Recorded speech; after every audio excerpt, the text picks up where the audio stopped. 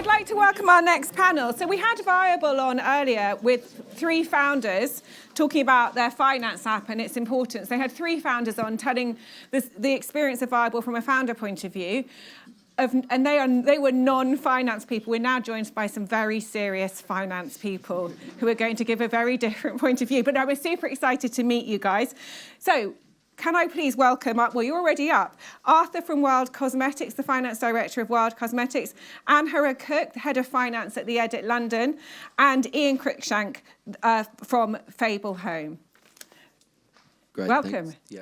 Thanks, Tash. Hi, everyone. My name's Henry. I'm one of the founders at Viable. We had Frank on earlier to give you guys a bit of insight and talked about what we're building and up there with some of our amazing customers, which was great. These guys over to my left are sort of, I think, know the blueprint, have helped design the blueprint, really, of the role that finance can sort of play to help D2C brands grow. And I think behind most of the brands we look at, and a lot of you in the room probably aspire to become, there's going to be some pretty capable finance operators within that business. Should we just go through and do some quick introductions, starting with you, Ian?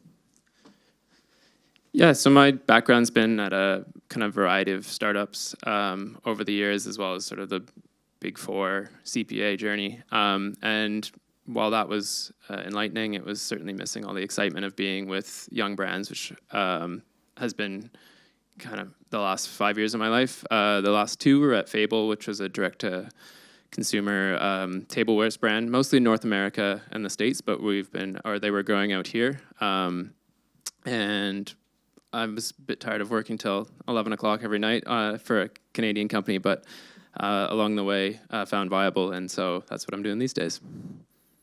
Cool, thank you. Hi, I'm Arthur. I am finance director of Wild Cosmetics. I've been with Wild for 3 years. We're a refillable personal care brand. So our hero product is, or has been, deodorant for the first kind of 3 years of our life. We recently launched body wash with the same sort of concept. I kind of joined when the team was 10, and now we're up to 80 heads. So kind of seeing quite big growth and across kind of channel expansion, geography expansion, etc. So we'll touch upon some of kind of the finance challenges of that later on.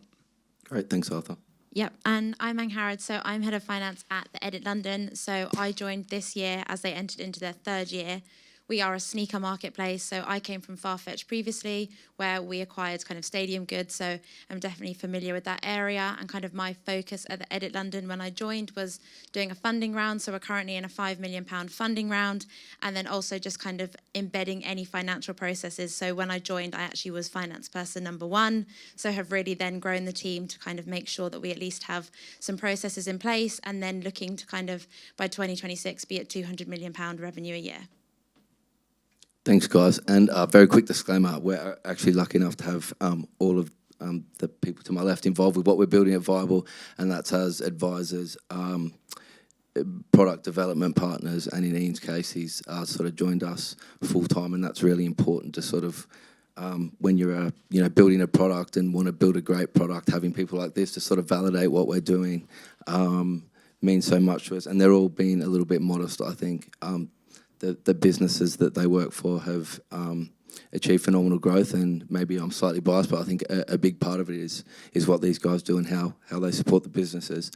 I think we all hear a lot about the success stories, brands growing to 20 million, 50 million, maybe 100 million, but the reality is a lot of D2C brands sort of sit in that 0 to 3 or 0 to 5 space, and our sort of view at Viable is a big part of the sort of the struggle maybe to sort of burst through that barrier is to do with a finance skills gap or the sort of lack of finance capabilities in the business. So Ian, do you just want to talk us through a little bit sort of from your side, maybe working with us recently, what some of the common challenges are, and maybe even further some of the opportunities that sort of brands aren't able to take because of that?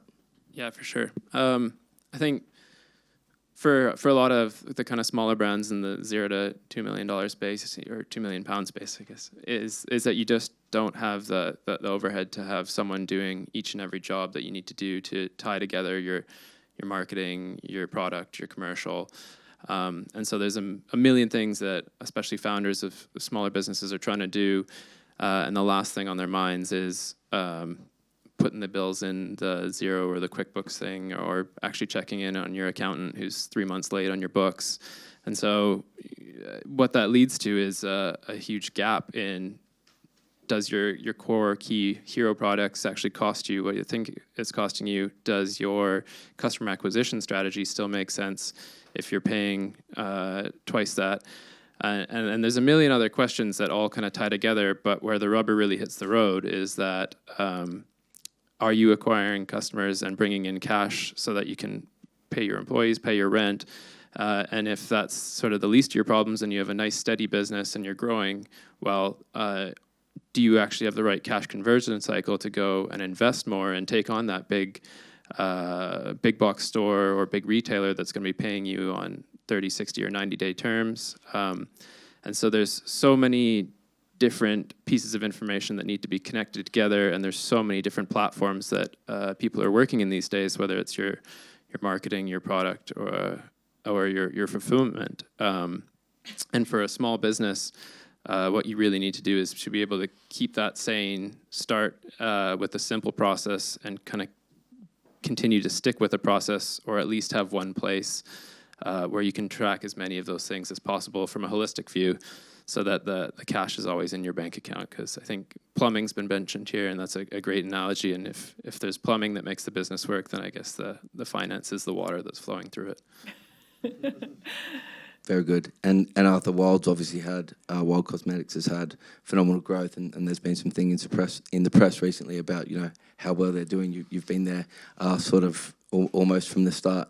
Do you want to talk us through the evolution in you guys, I guess, going to new markets, new channel, new regions, and how you supported the business in doing that? Yeah, sure. So I think the guys at Surrey alluded to it right at the end there, is just growing really quickly puts like big strain on cash flow, and I don't think there's not always the awareness that that's going to happen, and that's a big challenge. I think people achieving kind of 50% plus growth year on year, once you pass a certain scale, that's really hard to kind of fund without external capital. And if you're not really tightly managing cash flow, or have kind of the skill set in the team of someone who's reporting on that at really granular detail, it's really it's a big struggle to finance that growth kind of organically. And that's where you then take on kind of external capital when perhaps you don't need to, or you're funding kind of working capital with equity investment, which doesn't always necessarily make sense. So like having that skill set within the team, I think, is really kind of vital to being able to allow growth of kind of that everyone aspires to year on year. And Harad, the edit has done fundraising before, and it can always be nice to sort of have a chunk of change in the bank, but that in itself can sort of lead to further challenges, say, and potentially investors to sort of keep happy as well. Yeah, I think for us, one thing we've had is where we've kind of had investment straight away. Investors are like, how's the investment been used? What's the return on it? And are expecting kind of a quick return. So what we've really made sure that we've worked on is, just because we have cash in the bank doesn't mean that we have to spend it, and also just being very diligent. So it's very easy when you're growing to say yes to every opportunity and find a way for it to look profitable and say, yep, that's a great return on investment, we should do that. And I think one thing that I've really made clear when I joined is that I'm not going to say yes to everything.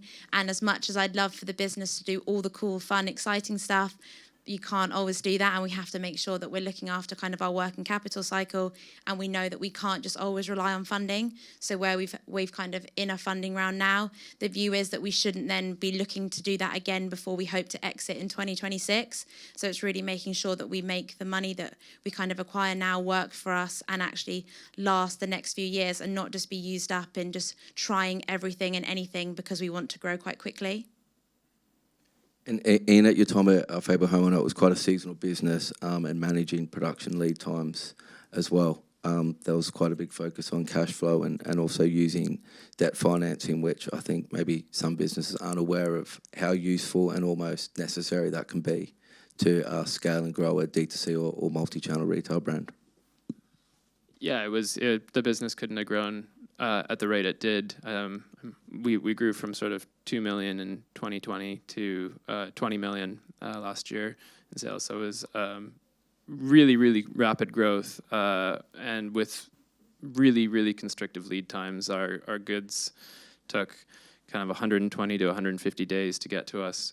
And for new products, the kind of lead time was over a year. And so to just use, as Arthur mentioned, the VC we raised to kind of be funding working capital didn't make any sense for us because we were trying to grow the brand and acquire customers with that money. The market for kind of revenue-based financing and all the other options that have kind of grown in the last year, we couldn't have grown the business at that rate without it. And building the partnerships and relationships to also kind of flex those products really worked for us, because we needed longer lead times, and you had to have a relationship to kind of promise the growth with the partners that we had. And luckily it all came off, but it was, you wouldn't have wanted to do it with equity, and it was suited the product great with the D2C model because it's cash up front from your customer, so you could make the repayment cycles work on it as well. So it was very key.